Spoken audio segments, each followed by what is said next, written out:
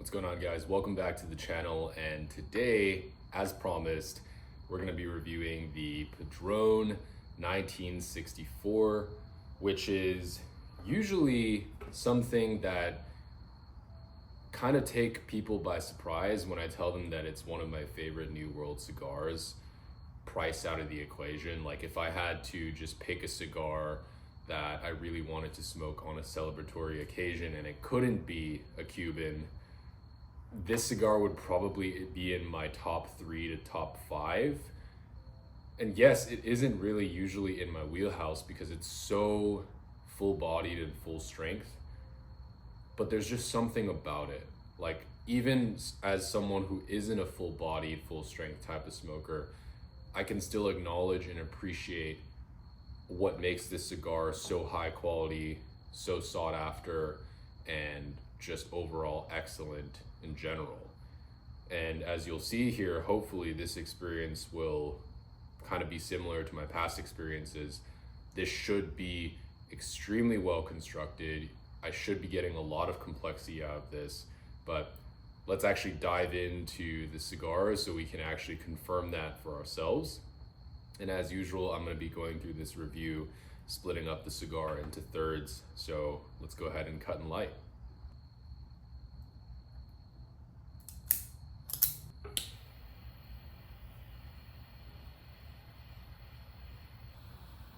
And right away, I'm just getting hit with this huge wave of beautiful notes in the aroma. Some really nice and interesting spices, earthiness, general toasted tobacco, nuttiness, all of that is kind of coming together. And you know, just with certain cigars, you can kind of tell almost right away, just off of just catching a whiff of the secondhand smoke, and then obviously off of the first few puffs, it just hits you. And I think that this particular cigar is going to be one of those as well.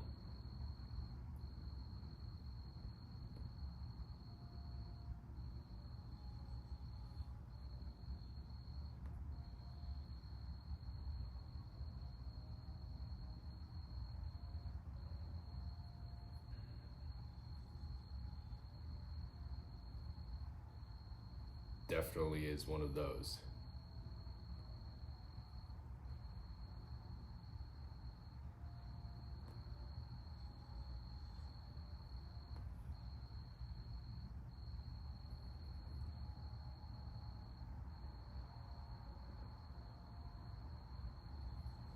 So right off the bat, and actually I haven't smoked a Padron in quite some time, so it's good to now have a lot of Cuban reference points, since obviously that's a lot of what I've been smoking the last few months.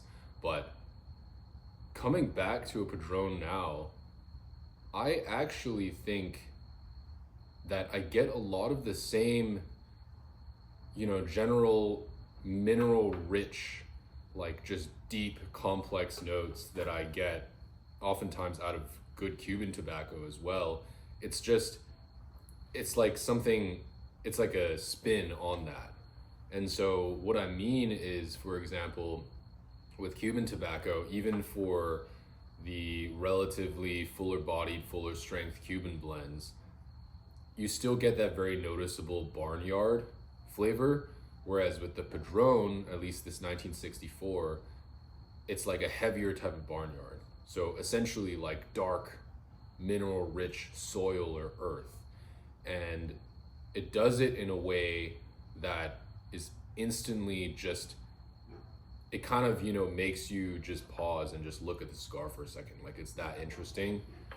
But then on top of that, there's another layer of obviously that pepper blast that comes in.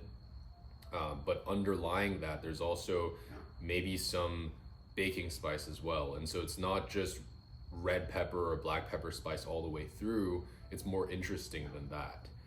But on top of that, one thing that I just started noticing ever since I started smoking more and more Cubans, and obviously I'm very, I don't want to say biased, but my preference is towards Cuban tobacco. One thing I noticed revisiting a lot of New World blends that I used to smoke is that now a lot of them can kind of taste like not dirty, but just like less refined than Cuban tobacco and maybe a little bit less balanced. And sometimes people call it like that ashtray taste, but the Padron has none of that. I mean, it's still really, really clean, and you can just tell right away it's just high quality tobacco. It's just super smooth, even though it's strong and even though it's a very full body blend.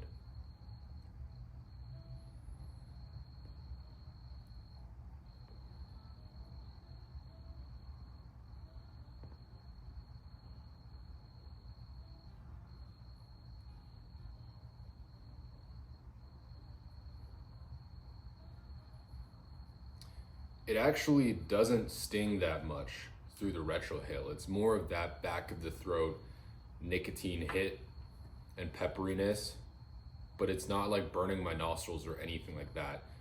And I'd be particularly sensitive to it, especially now, because you know, it's spring, allergies are kicking in, and it tends to get pretty bad for me. But no, I would say through the nose, as far as spiciness goes, it's like a 5 out of 10 right now. It's really, really manageable.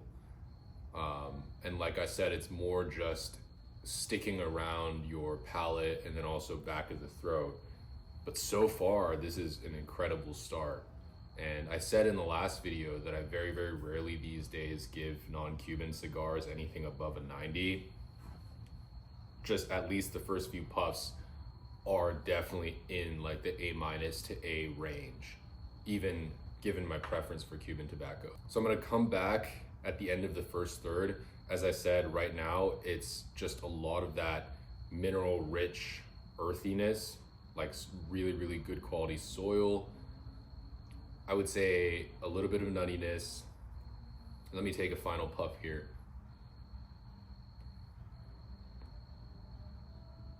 Just to confirm. And yeah, there's just this like, I do think it is the mineraliness through the nose at least. And that's something like, I'm actually very intrigued by this now. And I don't think it's something I ever picked up on when I used to smoke this, but that mineraliness I don't really get most of the time in anything other than Cuban cigars. So that's like, it's really interesting to me.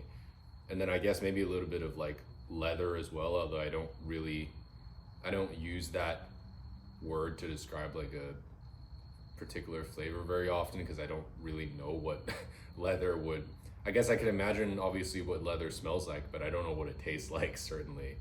But I mean, just those 3 or 4 notes are more than enough to make this cigar, at least the start of this cigar, excellent. So we'll come back at the end of the first third and we'll see how it goes.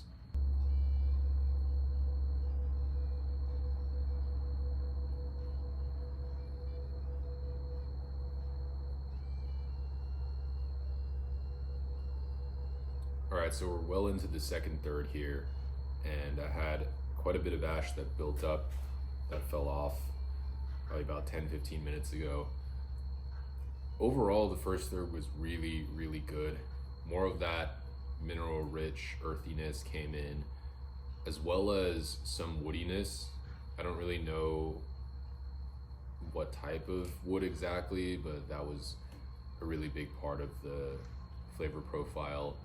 Some nuttiness, general, just really pleasant tobacco aroma. But it's not the most complex cigar in the world, but it definitely has that depth quality that I'd mentioned in the last few videos that I really, really enjoy. Construction is amazing. The burn isn't super razor sharp, but it definitely is good enough. I mean, I haven't needed to correct it or touch it up or anything. Some of that leatheriness as well came in. I think generally just probably like in that A tier, if I'm gonna be honest. And like I said, this is one of the few non-Cubans that I would really put in that range. So overall, really good first third. We'll revisit this in the second third, going into the final third, and I'll try to see if any extra notes come out and let you guys know how the cigar develops.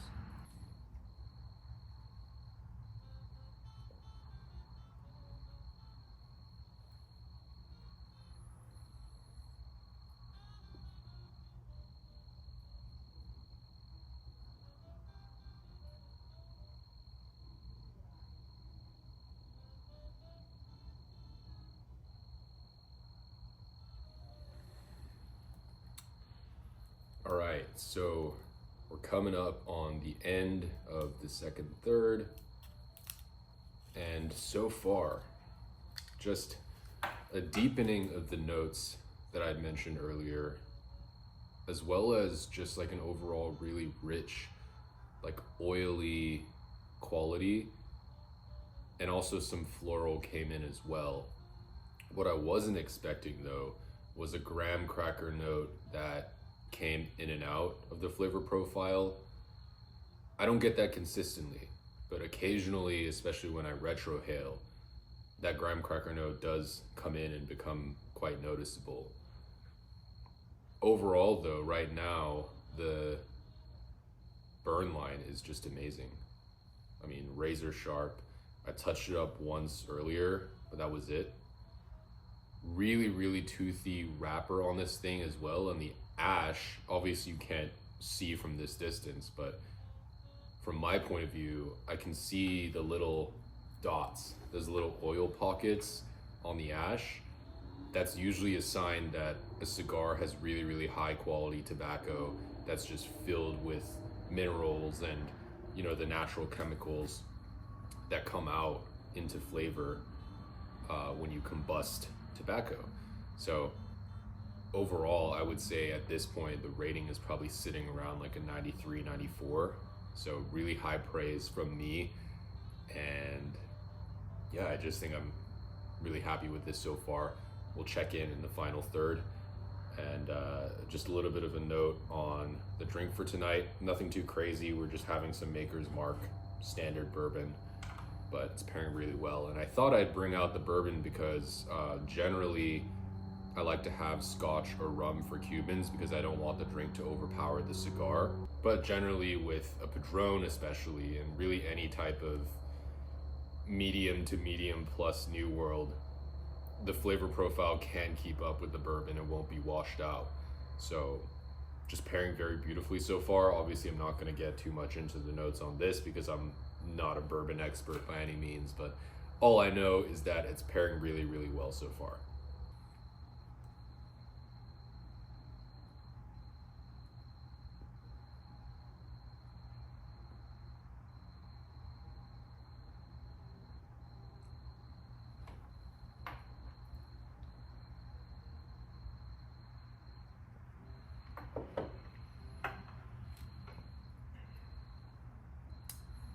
So, well into the final third, probably gonna end up nubbing this.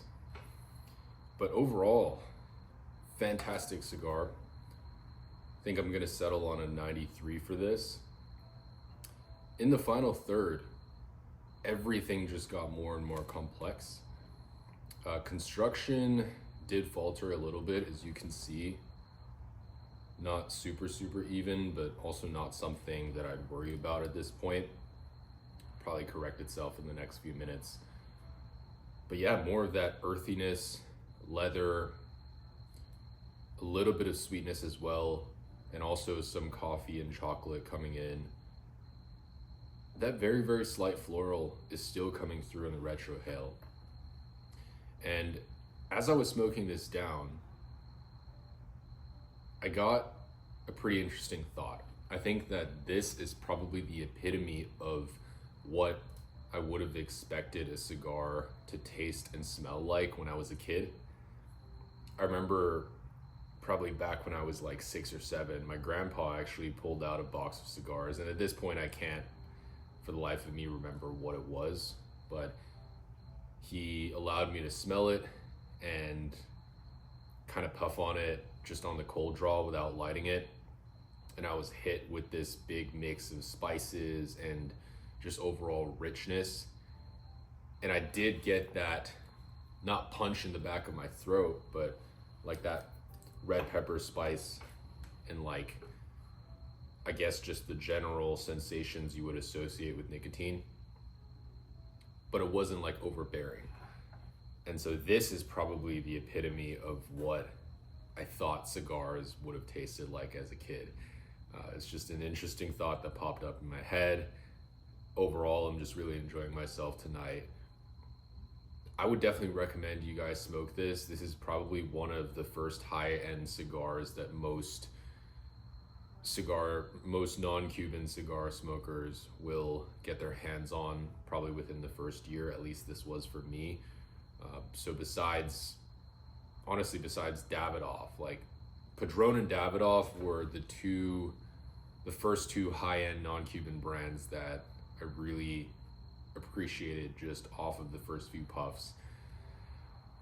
And yeah, there's just something about the cigar that just really stands out, and it's always stood out. Words can only describe so much. It's definitely something that you have to get your hands on and smoke down to see for yourself. But I'll end this video by rating this cigar a 93 for sure, and I'll finish this off camera because it's just too good. But hopefully you guys enjoyed this video. Make sure to leave a like and subscribe, and I'll catch you guys in the next one.